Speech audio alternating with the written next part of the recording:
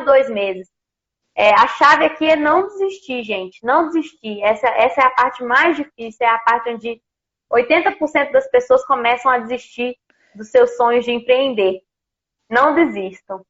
E aí, se for o caso, depois que suas vendas começarem a aumentar, procurar uma agência de marketing digital, né? Uma consultoria, alguma maneira de você automatizar as suas atividades de marketing, né?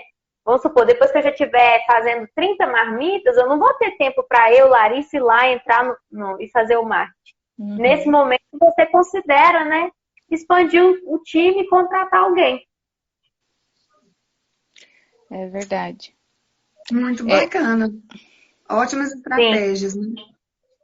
Sim, ótimo. Qual é a quarta? O quarto passo, gente. Não fica acomodado. Depois que as pessoas começam a ter uma receita de lucro constante, o que acontece com grande parte das mulheres, as mulheres são conhecidas por não terem uma personalidade tão agressiva nos negócios. Então, o que acaba acontecendo muitas vezes é que a mulher, eu estou ganhando 5 mil reais por mês. Principalmente no caso dessas mulheres, elas acabam, tá suficiente, eu não preciso de mais do que isso. Né? Mas a gente quer também, acho que na nossa live, a gente quer não só ensinar a mulher a ser independente, mas também o melhor que ela possa ser, né? Empoderada ao máximo.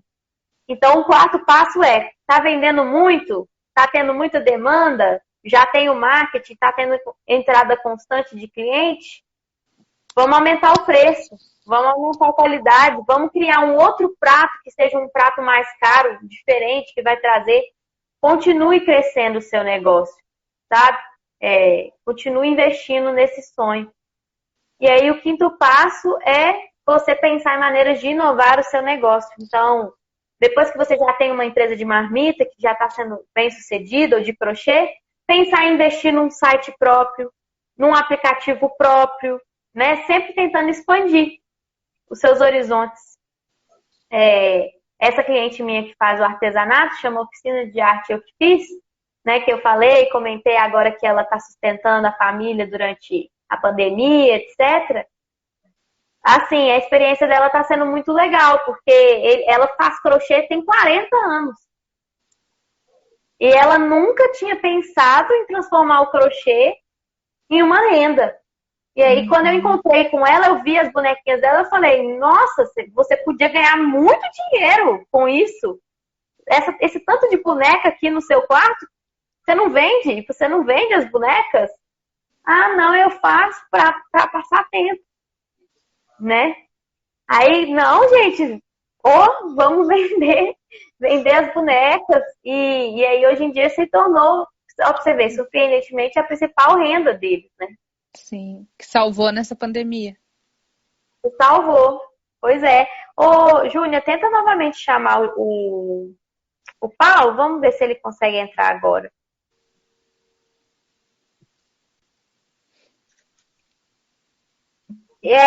Débora, e você, assim, na BE, né? Você teve alguma experiência pessoal, assim, de ver algum caso desse, de alguma mulher que tinha esse interesse de tentar se tornar empreendedora? Na verdade, é o que sempre a Alessandra, que é a coordenadora das casas, né? É o que sempre ela tenta estimular e a gente fala que para ela conseguir o emprego tradicional, né, de carteira assinada e tudo mais, para ela pode ser muito mais difícil. Então, é um estímulo mesmo para que ela encontre no que ela gosta de fazer. Então, tem oficinas lá dentro das casas para que elas possam descobrir o que elas amam fazer. Então, teve um caso de uma acolhida que descobriu que gostava muito de fazer, ela fazia muito bem, todo mundo amava o brigadeiro dela. É um brigadeiro simples, mas era um brigadeiro diferente. Todo mundo achava uma delícia. E ela né, foi estimulada, falou, por que você então não tenta? A gente te ajuda, te dá todo o suporte e tenta. Então, ela recebeu os ingredientes ali para aquele primeiro mês, o investimento, fizeram uma vaquinha, ela já estava quase para ser desacolhida, então ela, enfim, ela precisava desse estímulo até para que, como eu disse, né, para se encontrar e se sentir importante de novo. Olha, eu sei, eu tenho a habilidade de fazer algo. E aí ela começou a fazer e foi super legal. Ela vendeu para a igreja local ali, para as pessoas, as acolhidas davam maior força, que delícia, as educadoras. Então ela foi se encontrando assim, mas também tem o caso de uma. Eu geralmente faço as entrevistas com as mulheres que estão desacolhendo. Então, eu converso com elas para entender como foi a história dela e como foi passar pelo acolhimento quando elas já estão saindo. Porque quando elas chegam, elas estão muito, muito vulneráveis ainda, né? Então, esse processo é muito legal. E eu conheço histórias incríveis, assim. Então, tinha o caso de uma acolhida que ela tinha 3 filhos e ela ficou em cárcere 9 anos, cárcere privado mesmo, trancada dentro de casa, sofrendo as mais diversas violências que vocês podem imaginar. E o que aconteceu? Quando eu entrava no quarto dela, acho que foram umas 2 vezes, assim, ela estava fazendo tricô, né? São são 2 palitinhos, assim, acho que é tricô, né? E ela eu não sei a diferença. Eu acho que é. Ela estava fazendo, e todas as que eu entrava, ela estava fazendo. E ela chegava a fazer, assim, tapetes. E aí era o jeito, era o hobby dela, enquanto ela estava acolhida, para fazer.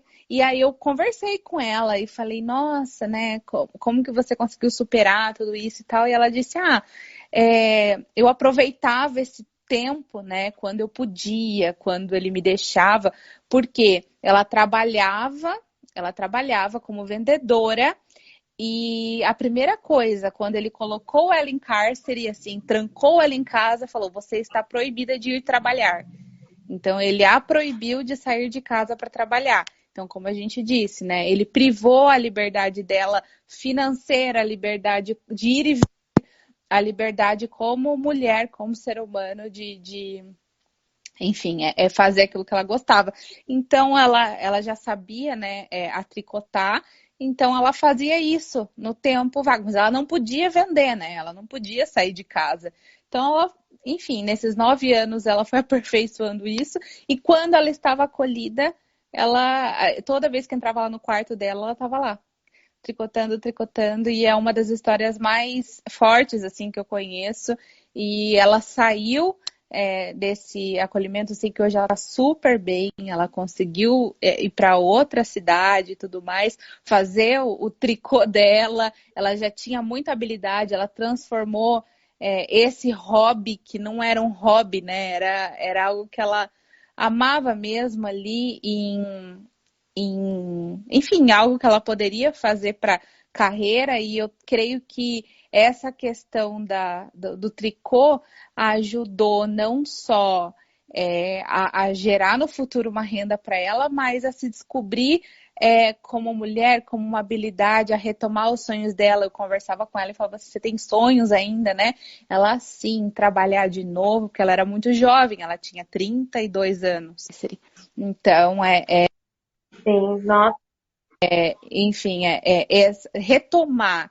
É por isso que o trabalho e todos esses passos é tão importante, porque até mesmo a questão da desistência, ela pode estar ligada ao emocional dessa mulher, né? De acreditar, ela coloca muita expectativa sobre aquilo, e quando aquilo não acontece, ela se frustra e pensa, de fato, eu não tinha capacidade mesmo.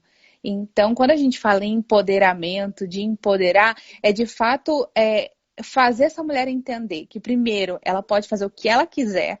Se ela quiser bordar, se ela quiser pintar, se ela quiser tricotar, se ela não souber, ela pode aprender. Nunca é tarde. Se ela quiser concluir os estudos dela, se ela quiser aprender qualquer coisa, eu acredito que nunca é tarde para você aprender nada novo e descobrir habilidades, porque dentro de nós temos habilidades com mulheres infinitas, nós sabemos fazer diversas coisas, né? Dentro de casa, fora de casa. E, de fato, até olhando para vocês, né? como sócia da gestão, a Larissa como, enfim, dona da Casulo, eu imagino quanto como mulheres vocês se sentem assim bem importante de ver pelo menos